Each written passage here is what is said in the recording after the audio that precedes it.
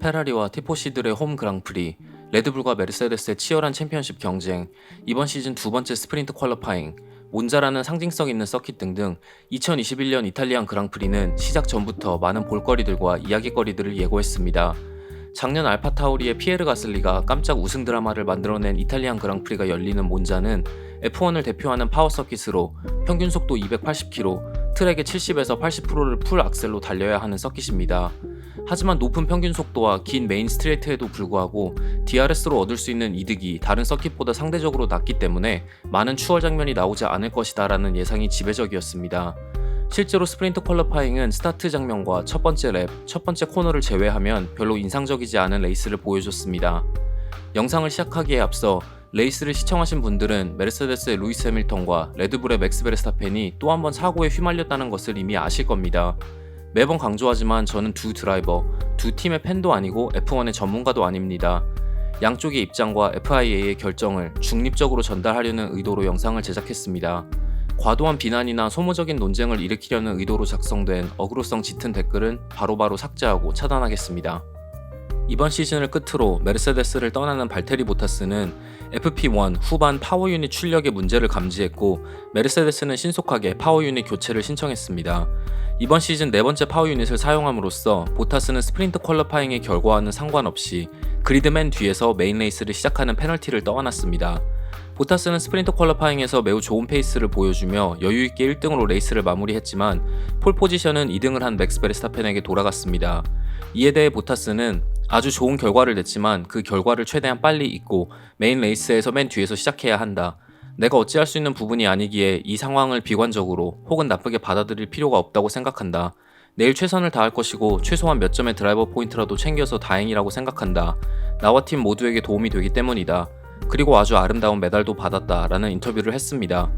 메르세데스의 루이스 해밀턴은 팀메이트인 보타스와 함께 스프린트 퀄리파잉에서 프런트 로우를 차지했지만 스타트 과정에서 클러치 조작 실수를 하면서 레드불의 맥스 베르스타펜, 맥라렌의 다니엘 리카르도와 랜도 노리스에게 추월당하면서 힘든 레이스를 펼쳤습니다.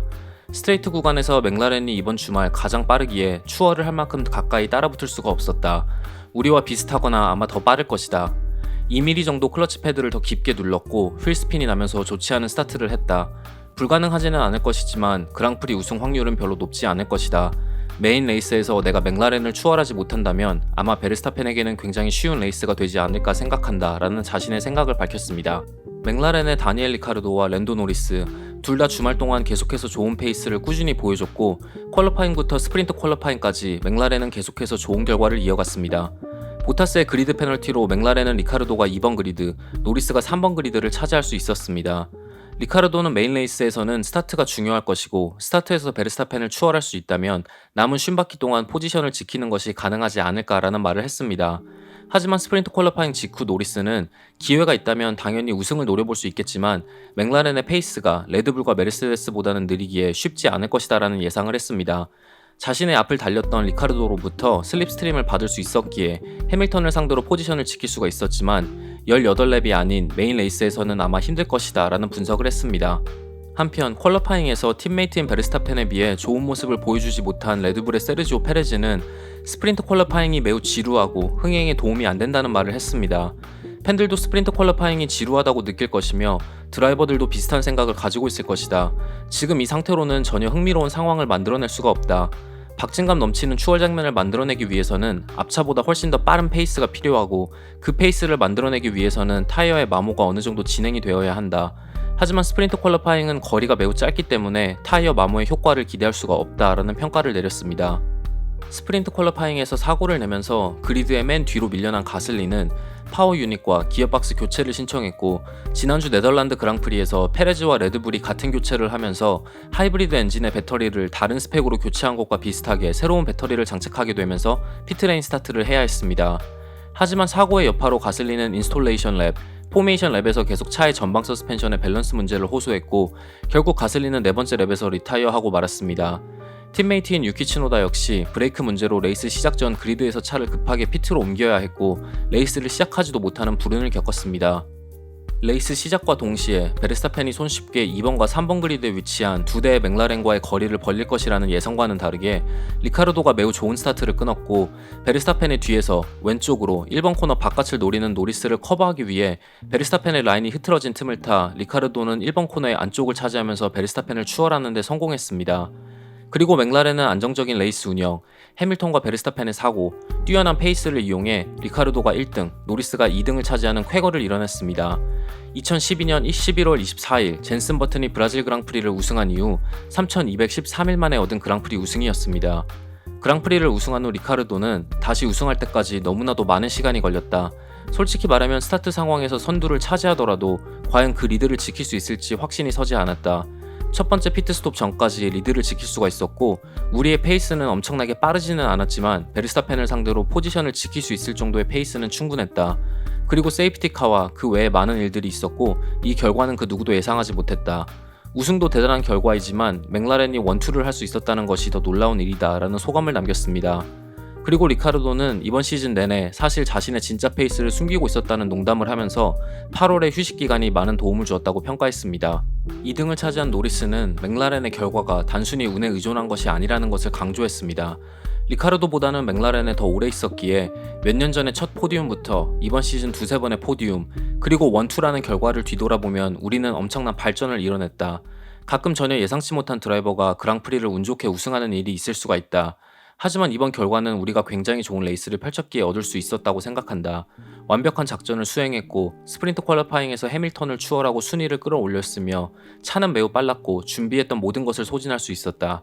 완전히 운에 의존한 승리라고 생각하지 않는다라는 인터뷰를 했습니다. 엔진 교체 페널티를 받으면서 19번째 그리드에서 출발한 보타스는 엄청난 페이스, 타이어 관리, 뛰어난 추월 실력을 보여주면서 5초 페널티를 받은 레드불의 페레즈를 제치고 3등으로 이탈리안 그랑프리를 마무리했습니다. 레이스 직후 인터뷰에서 보타스는 퀄리파잉에서 가장 빨랐고 스프린트 퀄리파잉을 우승했으며 맨 뒤에서 출발해 3등으로 레이스를 끝냈다. 내가 더 이상 뭘 더 보여줘야 하는가 라는 짧은 소감을 남겼습니다. 할 수 있는 모든 것을 했고 주어진 모든 기회를 이용해 순위를 끌어올렸다. 하드 타이어로 레이스를 시작해 첫 세트를 오래 끌고 가고 레이스 중후반 미디엄 타이어를 사용해 추월을 노리려는 작전 선택도 옳았다고 생각한다. 다만 레이스 막판 미디엄 타이어의 마모가 심했고 하드 타이어를 선택한 다른 드라이버들의 페이스가 조금 더 좋았다. 한 번 정도 페레즈를 추월하려는 시도를 해볼 만한 순간이 존재했지만 타이어 마모가 심했고 이미 그가 페널티를 받은 것을 알았기에 무리할 필요가 없었다. 이렇게 문제가 많았던 그랑프리에서 레드불보다 더 많은 포인트를 획득할 수 있어서 기쁘다. 오늘은 나에게 팀을 책임져야 하는 임무가 주어졌다는 생각이 들었다 라는 소감을 남겼습니다. 24번째 랩에서 피트인을 한 베르스타펜은 레드불답지 않은 11초의 피트스톱 딜레이 이후 레이스로 복귀했습니다. 바로 다음 랩에 피트인한 해밀턴도 4초가 넘는 피트스톱으로 딜레이가 생겼고 메인 스트레이트를 지나는 베르스타펜에 앞서 레이스로 복귀했습니다. 그리고 1번 코너를 뒤엉켜 들어간 두 드라이버는 결국 2번 코너를 도는 과정에서 엉켜버리고 사고를 냈습니다. 베르스타펜의 차가 소세지 모양의 커브를 치면서 공중으로 떠올랐고 베르스타펜의 오른쪽 후방 타이어는 해밀턴의 헬멧을 살짝 스치고 지나가면서 메르세데스의 헤일로 위에 안착했습니다. 매우 아찔한 순간이었고 메르세데스의 토토 울프는 헤일로가 해밀턴의 목숨을 구했다라는 평가를 했습니다. 만약 헤일로가 없었다면 생각하기도 싫을 만큼의 큰 사고로 이어졌을 것이라는 의견이었습니다. 사고에 대해서 해밀턴은 노리스가 피트인 한 후 페이스를 올렸고 피트인을 하더라도 노리스를 추월할 수 있을 거라는 계산이 나왔다. 피트인을 했고 피트에서 1초가 조금 넘는 시간을 잃은 상태에서 레이스로 복귀했다. 리카르도가 지나가는 것을 확인했고 베르스타펜이 오는 것을 보고 바깥쪽에 차 한 대분의 공간을 양보했다.